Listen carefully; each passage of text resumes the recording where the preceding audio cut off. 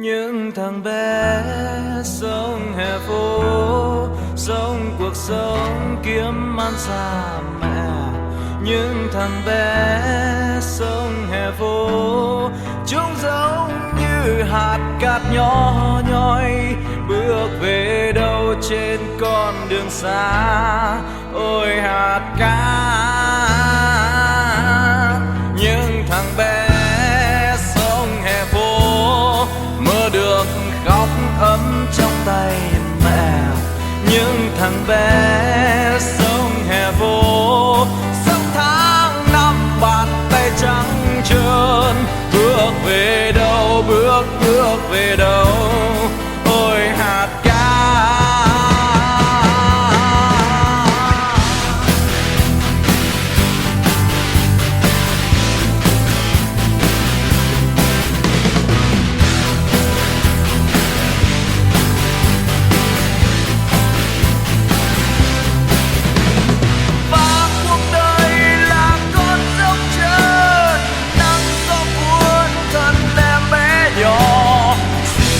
cho em một niềm tin.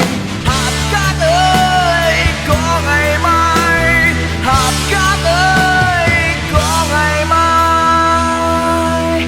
Những thằng bé sống hè phố, có bao giờ nước mắt lan bên ngoài. Những thằng bé sống hè phố, chúng sống không tuổi thơ ấm êm. Bước về đâu, bước về đâu.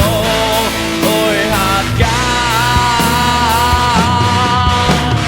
và cuộc đời là con dốc trơn, nắng gió buồn thân em bé nhỏ.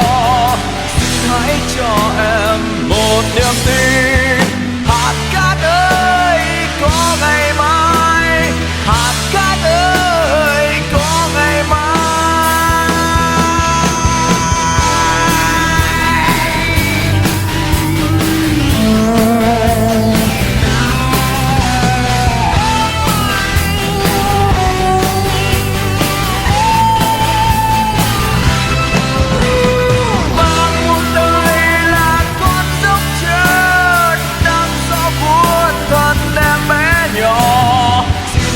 Cho em một niềm tin.